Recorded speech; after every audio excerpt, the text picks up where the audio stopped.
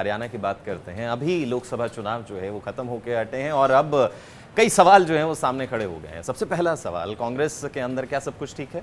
हाँ, कांग्रेस के तमाम नेता ये ज़रूर कहते हैं कि हाँ सब कुछ ठीक है, गुटबाजी नहीं है, लेकिन जैसे ही लोकसभा चुनाव खत्म हुए कुछ और ही तस्वीरें निकल कर सामने आ रही हैं। बयान जो बाहर आ रहे हैं वो ज़रूर ये दिखाते हैं कि कुछ ठीक हो ना हो लेकिन नाराज़गी ज़रूर है। और ये बयान दिखाता है, किरण चौधरी का बयान सामने आया। वही किरण चौधरी भिवानी महेंद्रगढ़ से जो अपनी बेटी के लिए, श्रुति चौधरी के लिए टिकट चाह रही थी, लेकिन उन्हें टिकट नहीं दी गई। राव इंद्रदान को टिकट दी गई और वो भी हार गए। जब राव इंद्रदान अपनी सीट हार गए तो उसके बाद किरण चौधरी का बयान बाहर आया। नाराज़गी वो जताती हुई नजर आई कि जो हाईकमान है वहां तक जितनी भी जानकारियां पहुंचाई गई वो सही से नहीं पहुंचाई गई और इसी की वजह से हार का सामना करना पड़ा कांग्रेस को। अगर सही तरीके से टिकटें बांटी जाती तो शायद जीत जाती 10 की 10 सीटों पर कांग्रेस। और ये भी कहने से जो किरण चौधरी है वो नहीं चूकी कि श्रुति जो है, अगर उन्हें भिवानी महेंद्रगढ़ से सीट पर उतारा जाता तो ज़रूर जो है वो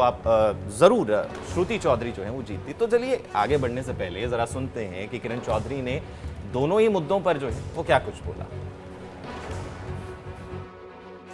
भाई, जब श्रुति ने इलेक्शन लड़ा था, श्रुति ने 3 बार इलेक्शन लड़ा था पार्लियामेंट का। हाँ जी। और तीनों बार उनकी जो कॉन्स्टिट्यूंसी है महेंद्रगढ़, वहां से श्रुति की जमानत जब्त करवा के भेजी। तीनों बार। हाँ जी। हमने तो फिर भी श्रुति जो जितने वोटों से हारी थी उसका बहुत मेकअप करा, बहुत कम वोटों से हार के निकले। तो इनको तो जो है वो कहते हैं अच्छा होता अगर ये आरोप ना लगाते किसी पे, क्योंकि आरोप लगाने वाले जो हैं उसको समझ आना चाहिए कि बहुत सारा मसाला हमारे पास है।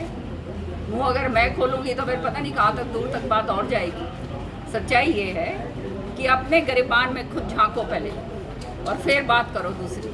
अपने गिरेबान में झांकने के लायक नहीं हो और अपने सरगनाओं के को खाली खुश करने के लिए आप ये काम कर रहे हो, तो ये चलने वाली बात नहीं है। सही तरीके से वितरण होता टिकटों का तो जो है एक सीट तो हमारी खैर उसके गई, अलायंस में गई आम आदमी के, वो भी जीतते हैं। पर 9 की 9 तो आनी थी अगर सही तरीके से दी जाती। अब आप ये देखो, यहाँ से ये टिकट हमारी श्रुति की काट दी गई। जब सर्वे के अंदर जो पार्टी का सर्वे था उसमें, ये तो रिकॉर्ड की बात है, उसके अंदर श्रुति 56% पे थी और राव दान सिंह जी जो हैं वो थे 32%।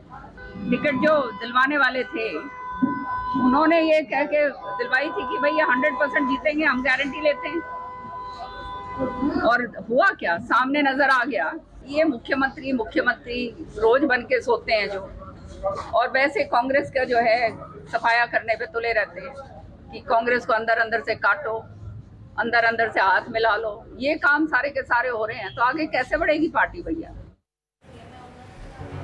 तो नाराज़ जो है वो खासी नज़र आई किरण चौधरी और भड़ास जो है वो पूरे तरीके से निकालती हुई नज़र आई। और साथ ही साथ कुमारी शैलजा का वो बयान भी आपको सुनाते हैं जो उन्होंने हाल ही में दिया। उन्होंने भी सेम चीज़ जो है वो कही कि अगर टिकटें सही तरीके से बटी होती तो तस्वीर कांग्रेस के लिए हरियाणा में कुछ और होती। टिकटों में ज़रूर मेरी समझ से हम बेहतर कर सकते थे। कई जगह आपको दिख भी रहा है। थोड़ा हम अगर अपने राज्य की ओर ध्यान दे देते और कैंडिडेट इंपोर्ट करने की ज़रूरत क्यों पड़ी? क्या हमारे राज्य में कैंडिडेट नहीं है?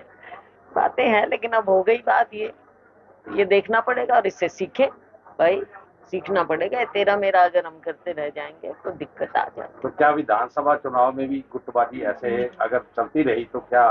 टिकट वितरण में देखो, जो प्रभारी हैं उनको भी निष्पक्ष होना पड़ेगा। निष्पक्ष होकर अगर हम देखें कि मेरिट पर मिलनी चाहिए, पार्टी भी सर्वे करती है, दूसरे इंडिपेंडेंट सर्वे भी होते हैं, लोगों की मंशा भी होती है।